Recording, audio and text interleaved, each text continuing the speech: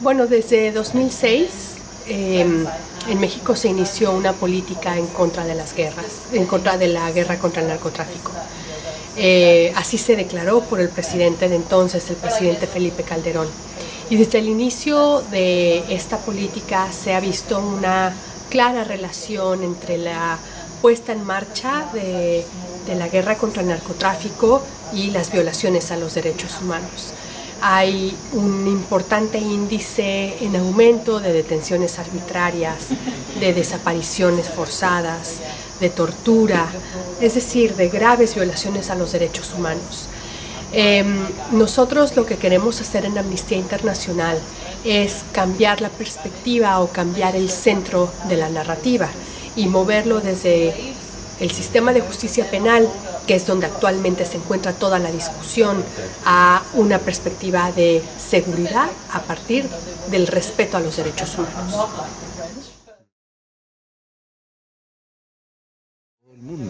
Efectivamente, creo que desde hace poco más de 20 años estamos presenciando un fenómeno donde la seguridad es la causa suficiente para la violación a derechos humanos de manera progresiva.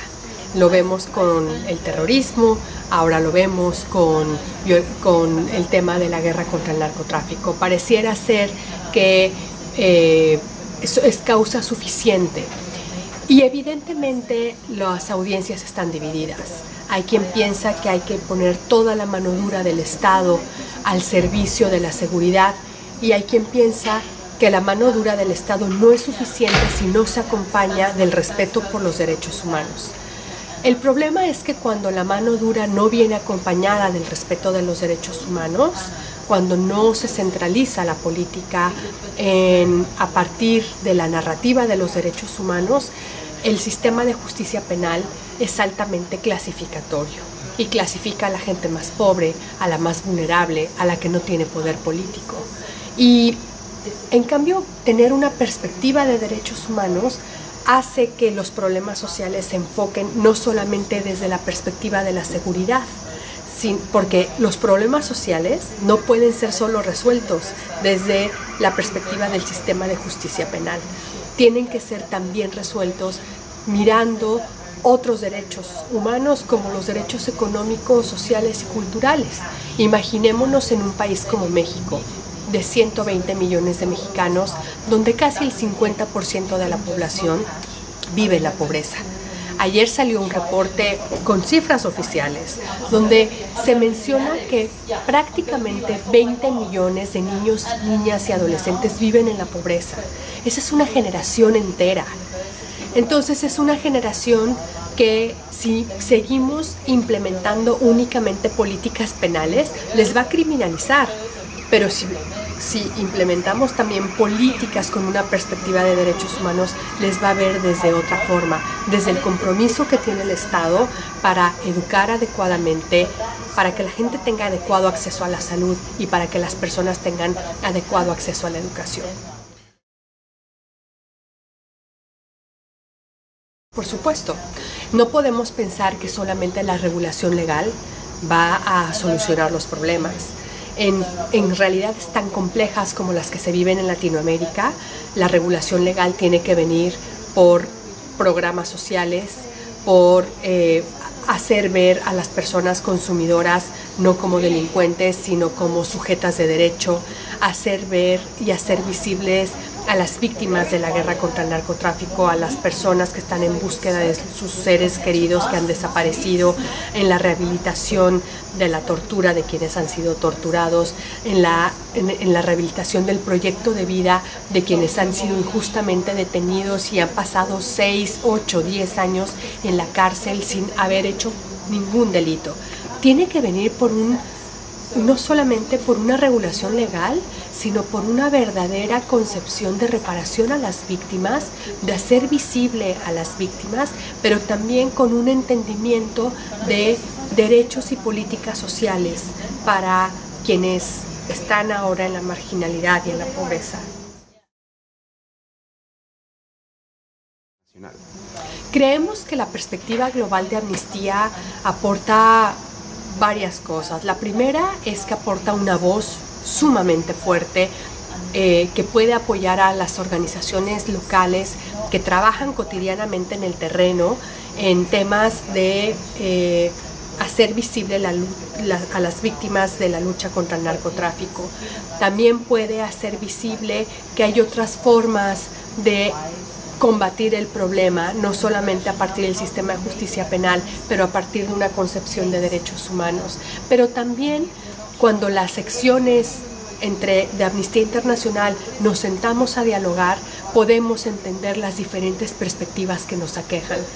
Por ejemplo, hoy la sección sueca, con la participación que he tenido el día de hoy, puede percibir o puede conocer una realidad que probablemente no conocen, que es la de la guerra contra el narcotráfico. Y la sección mexicana puede beneficiarse de otras reflexiones y otras preguntas que probablemente no nos habíamos hecho desde el contexto del problema.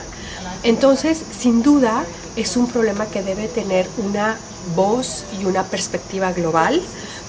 Una voz y una perspectiva global que da la fuerza para que los países que estamos combatiendo y viviendo este problema podamos tener más empoderamiento. Cuando hablamos de un modelo de regulación legal y un modelo de descriminalización, no hablamos de un modelo que sea adaptable a todos los contextos, a todas las drogas, a todos los públicos y a todos los escenarios. Es un modelo que tiene que responder a lo que cada espacio nacional está viviendo. No podemos pensar en un modelo de regulación legal igual para la marihuana que para la cocaína o para drogas duras. No podemos pensar en un modelo de regulación similar en México que en Suecia. En México un modelo de regulación tiene necesariamente que ir acompañado por leyes de transparencia, por leyes anticorrupción, por fortalecer al sistema de justicia penal, por fortalecer los programas sociales. Y probablemente en Suecia tendrá que ir acompañado por una narrativa de entender que las personas adictas no son personas delincuentes. Son personas que tienen una lección.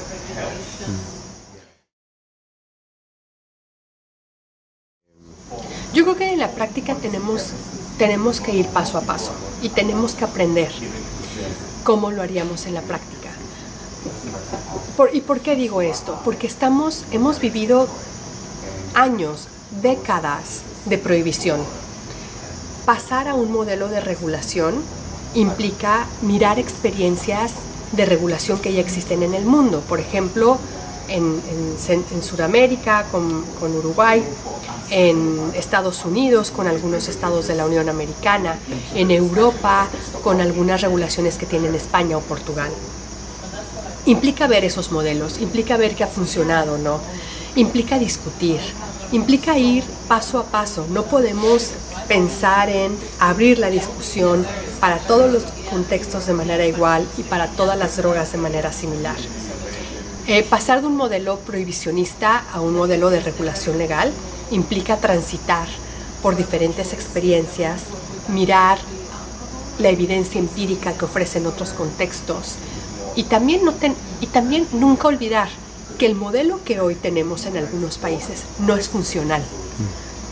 Es decir, yo te puedo apostar que hay mucha menos gente muerta por consumo de cannabis que por la guerra contra las drogas. Muchísimo más. Tan solo en México terminamos 2017 con más de 42,000 homicidios y al día de hoy tenemos más de 35,000 personas desaparecidas. Eso no lo hace un cigarro de cannabis, ni 15.